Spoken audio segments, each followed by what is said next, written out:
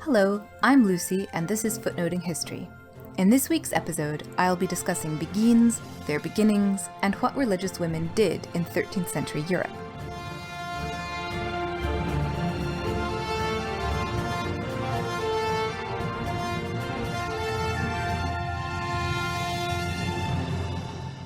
I'm very excited to talk about beguines this week, as questions of how the religious life was defined in late medieval Europe, and how people came to be acknowledged as religious men and women, are particularly interesting to me. So, my sincere thanks to the listener who suggested the topic. I would also like to ask for the indulgence of all listeners, as I'm going to try to synthesize over a century of scholarly debate, as well as offering my perspective on a historically complicated question in approximately 15 minutes. Wish me luck! In discussing what it meant to be a beguine, I'm going to focus primarily on the 13th century, or the 1200s, in which beguines begin to be mentioned, and in which, not coincidentally, the terms of what it meant to lead the religious life were debated and redefined. In the early 1200s, the Benedictines were still the religious order that had defined communal religious life in Western Christendom for much of the preceding centuries. However, even the Cistercian order, at about a century old, was no longer quite the new kid on the block.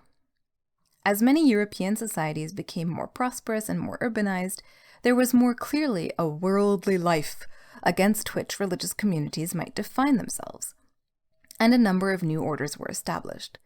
Examples include the Carthusians, the Templars, and the Gilbertines of Fontevraud, who included men and women in connected houses. Beyond these organized orders, there were others who tried to lead religious lives in the world rather than apart from it. There were numerous lay religious movements, such as the Waldensians, founded by a penitent merchant, or the Cathars. Such groups, lacking organization and prominently featuring people who didn't seek or require approval to go about preaching about doctrine, were viewed by ecclesiastical authorities as an acute spiritual danger to the population at large. So beguines found themselves in a difficult position. The Franciscans, founded by a penitent merchant, flourished with ecclesiastical acknowledgement and its attendant legal privileges. The Waldensians did not. So what were lay religious women like the beguines, those who hadn't necessarily taken vows, to do? The beguines found many answers to this question. Some beguines took vows some of the time. Beguine houses might acquire religious status, but they might not. Beguines might travel or live in small groups or in sizable, purpose-built urban complexes. Never did they acquire the sort of permanent, vowed status that distinguished more formal orders. There was no single way, however, of being a beguine. This has often confounded modern scholars. Trying to figure out what beguines did has proved at least as perplexing for historians as it was for 13th century church officials. And contemporary confusion is compounded because scholars of the 19th and early 20th centuries sometimes tended to use the word beguine for any women living a religious life outside an acknowledged religious order. To take two examples concerning late 13th century evidence, the women managing the Hospital of St. Agnes in Mainz, according to one 19th century historian, were a beguine-like group. It's also been claimed that the women associated with a chapel managed by the same city's leper hospital were beguines. But we don't have direct evidence that either these women themselves or those living around them would have called them beguines, although the residents of the city clearly knew who and what beguines were. Leta Boehringer, working on careful identification of beguines, has warned against this common pattern of assuming beguines' institutional connection with care for the poor and sick, though beguines did undertake such charitable work on individual or communal initiative. These examples both come from Mainz, the city at the heart of the ecclesiastical province for which we have some of the most extensive evidence for legislation concerning beguines. In the 1230s and 1240s, several synods talked with disapproval about women who wore religious habits and wandered around despite not having correct religious status. The second version of these statutes identified such women as beguines. But the formal and apparently categorical Latin of these statutes illustrates several of the challenges of historians looking at the medieval religious life. Does this language indicate that all women called beguines were thought of as wandering around, falsely claiming the status of religious women? Does it mean that only those beguines who were wandering around, rather than staying put in one place, as religious men and especially women were typically expected to do, were censured? What relation did these wandering women bear to those called beguines in the statutes of cities from the region? Those women, in other words, who were living and praying together in small communities and entering into contracts with laypersons and institutions. As prescriptive sources, the statutes of Fritzlar and similar legal texts tell us about the goals and attitudes of ecclesiastical authorities. But there's a lot they don't tell us about the lives of women known as beguines and how they interacted with their neighbors. Texts that do tell us about beguines' activities and relationships are far more unassuming. We learn about their activities often incidentally, of how they helped to tend the sick, to bury the dead, of how women from the same family network or from diverse social backgrounds might come together in community. Those who most frequently helped to support the beguines through their donations were the non-noble members of the laity, and they gave not only their coins but cloaks and candles and other such items, gifts tailored to the needs of the communities themselves.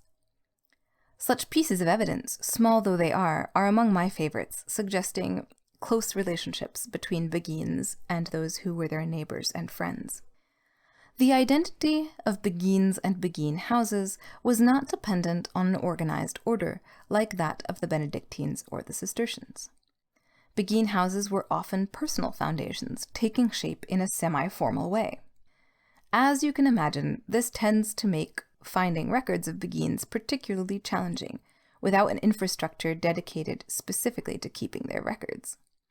When I've done archival research, I've often come across mentions of individual beguines or beguine houses as if everyone knows about them, and everyone in the canonries and hospitals and law courts responsible for making the records probably did. But I don't, and every historian who tries to research beguines comes across similar problems. In the German city of Soest in 1310, all female hospital residents were ordered to dress according to the custom of beguines. This data point is one more example of how hard it is to pin down beguines, but also of how the prescriptive documents concerning them can never tell the whole story. It suggests, at least to me, that the beguines and hospital sisters of Soest were perceived as doing similar work and having a similar religious or quasi-religious identity. A single mention in a charter might be the only thing that survives to tell historians that a group of 3 women lived together in a commercial district, renting out one floor of a house to devote themselves to poverty and prayer. A gift of a cloak to a church fund could be the only thing to tell us of what might have been decades of an individual woman's life as a beguine. Those who wrote about beguines from within the church wrote about them as holy women, and the typecasting of these holy women, if you will, in narrative documents like the famous Life of Marie Doigny, who is often referred to as a beguine, tell us perhaps little about the lives of beguines, but much about how beguines wished to be perceived or how their supporters thought they should be received. Much emphasis is laid on their fasting, on their embrace of poverty, on their embrace of chastity, good values, in other words, to be embraced by religious women, indicating that they were not simply seeking an easy life by pretending to be religious women, as church law sometimes claimed they did. The papal bull Ad Nostrum, issued after the Council of Vienne in 1311 and 1312, was intended to refine the understanding of beguine as a label and prevent the prosecution and persecution of Orthodox women and acceptable beguines. This document, however, never became integrated in law curriculum, so it's very hard to know what sort of impact it had. Pope Clement V, who presided over the Council of Vienne, wrote a famous or infamous decree declaring that, quote, "Since certain women, commonly known as beguines, neither promise obedience to anyone, nor renounce personal property, nor profess any rule, they are by no means considered religious." The document goes on to declare that no, wearing a habit does not mean that beguines are religious. No, the fact that they have close personal relationships with religious persons does not mean that they are religious. And the fact that they preach about the nature of the Trinity is not only not evidence that they are religious, but may be taken as evidence of a kind of madness. But the decree itself, as is so often the case with prescriptive documents, offers considerable evidence for the fact that beguines were taken seriously as religious women, and offered support as such by religious persons and priests as well as the laity. And even in the 14th century, questions of how beguines were regarded and regulated were often resolved at the local level. Scholars are still asking themselves, or I should say, perhaps we are still asking ourselves, questions like, to what extent were lay religious women like beguines, not formally vowed to a community or order, normally called beguines by those around them? What terms and labels did contemporaries in a given place apply to such lay religious women? How did the women refer to themselves?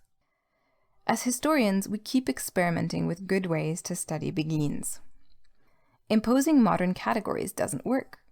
Attempts to stick closely to medieval categories usually end in some confusion due to the flexible use of language. We find the term beguine in Latin and in vernacular languages, but no one agrees on how it got started or just what it means. Moreover, those referred to as beguines sometimes are referred to with other words as well. Those referred to as cloistered women were often not strictly cloistered, and the term sister might be used to imply religious status in a spiritual rather than a legal sense. Moreover, the significance of regional variation can hardly be overstated. Jennifer Dean has suggested that in the German lands particularly, men and women might use language flexibly on purpose to maintain local lay religious structures without overtly challenging church authorities and the increasing strictures of legal theory. Offering a single, systematic answer to the question of what it meant to be a beguine is something that the women themselves never tried to do. The very nature of their movement worked against it. In small houses and in large communities, making cloth, caring for the sick, helping the poor, these women formed a usually accepted part of 13th century cities, a known part of late medieval landscapes. They both shaped and were shaped by a time when the definition of what it meant to live as a religious person was changing. This has been Footnoting History. If you like the podcast, be sure to visit our website, footnotinghistory.com, where you can find links to further reading suggestions related to this week's episode, as well as a calendar of upcoming podcasts.